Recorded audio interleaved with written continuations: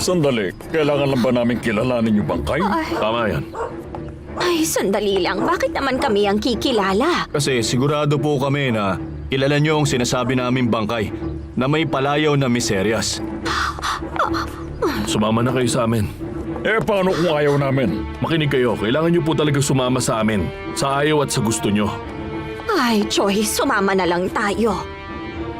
Sige, sasama na kami sa inyo. Para makita niyo matinong mamamayan kami na sumusunod sa batas. Tayo na po. Halika na, Gustis.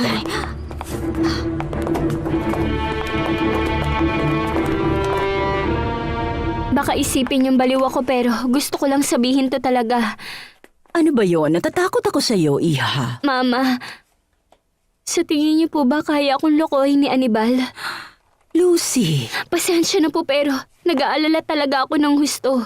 Nagsiselos ako kay Ate Fedra. Alam niyo namang matagal naging sila at madalas ko sila makita sa bahay ng sila lang. At dito pa talaga sa bahay namin. ay, hindi dahil sa anak ko siya pero alam ko na mabait ang anak ko. At kung mahal mo din siya, na katulad niya, dapat magtiwala ka sa kanya. At bukod pa ron, sa tingin ko naman hindi magagawa ni Fedra ang ganong klaseng bagay. Hindi ba? Amor a la mexicana, caliente al ritmo del sol. Despacio y luego me mata, mi macho de corazón. Kanta! Anong gagawin mo kung nagsalita yan at sasabihin sa'yong hindi siya Meksikano? Sasabihin ko magandang umaga, Mama.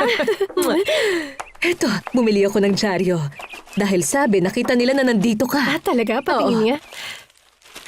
Anong pahina kaya?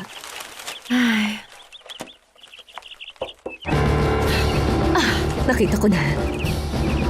Ay, Diyos ko. Nakita nilang patay na si Miserias.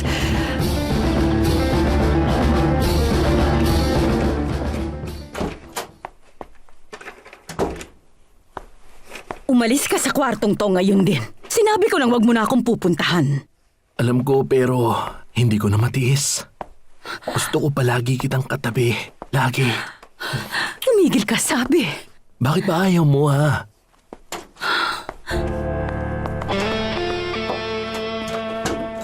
Salamat sa libro, senyora. Alis na ako. Bakit ka nandito, Fernando Jose? Pupunta ka pala. Pangalawang beses ko na kayo nakita ni Beto. Sabihin niyo nga, ginugulo niya ba kayo? Hindi naman, anak. Ewan, para lang kasing meron talagang kakaiba. Kasi pumunta siya dito dahil wala daw siyang magawa at nagpapatulong siya sa akin. Kung may maire-recommenda ba akong libro. Mukha namang nabago na ang ugali ni Beto, kaya gusto ko lang tulungan siya para hindi siya naiinip.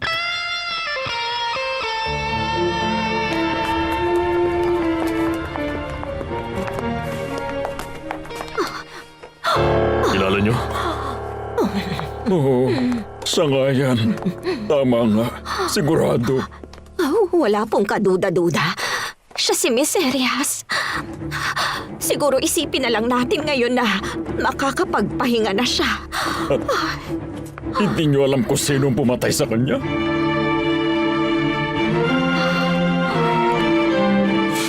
Hindi mo alam kung gaano kasakit ang mga pinagsasasabi sa akin ni Fedra. Sinigawan at minaliit niya ako. Kinahihiya daw niya ako dahil sa trabaho ko. At dito lang ako nakatira. Pero di mo maitatanging anak mo pa rin siya. Dahil hindi yun magbabago pati ang pagmamahal mo bilang ama. Kahit na ano pa ang sabihin niya, huwag kang magbabago sa kanya. Dahil walang magulang na iiwan ng anak, kahit ano pa ang mangyari. Hinahanap ko si Rosalinda pero wala siya.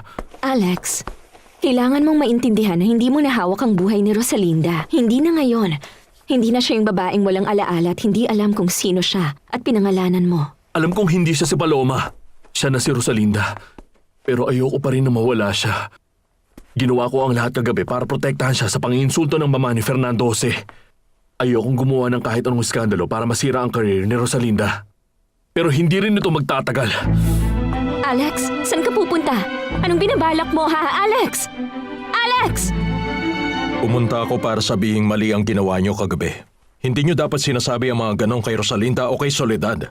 Hindi na ako bata, kaya ko nang ipagtanggol ang sarili ko kung kailangan. Ay, hindi ko kasi kayang pigilan. Nung makita ko agad silang dalawa, hindi ko na nakontrol. Naalala ko bigla ang mga ginawa nila sa'yo, anak. Patawarin mo ko. Alam mo namang minahal kita na parang anak. At pinagtanggol naman kita bilang totoo mong ina. Lumapit ako agad nung makita ko kayong palapit sa akin. Gusto kong buhatin si Erica. Papausok sila sa hardin, kaya nandito muna kami. Hello, anak ko. Kumusta ka na, Erica? Ang ganda-ganda mo naman. Bitiwan mo nga ang bata, pwede? Ayoko nang lumalapit ka sa kanya. Sinabi sa akin ni Fernando sa ang klase ng buhay na tinatahak mo ngayon. Hindi sa hinuhusgahan kita. Pero kung yun ang gusto mo, bahala ka na. Pero hindi mo na makikita ang bata ulit. Umalis na tayo!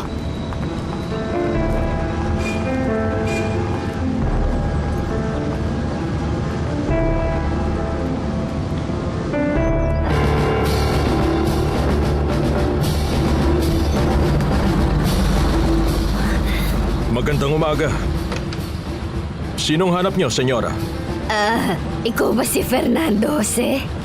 Oo, ako nga. Anong kailangan niyo? Wala. Wala naman. Wala talaga. Kung ganon, anong ginagawa niyo dito sa tapat ng bahay namin? Pwede bang sabihin mo sa akin?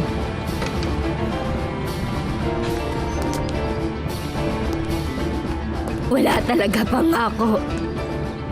At yung scarf mo? Senyora! Senyora!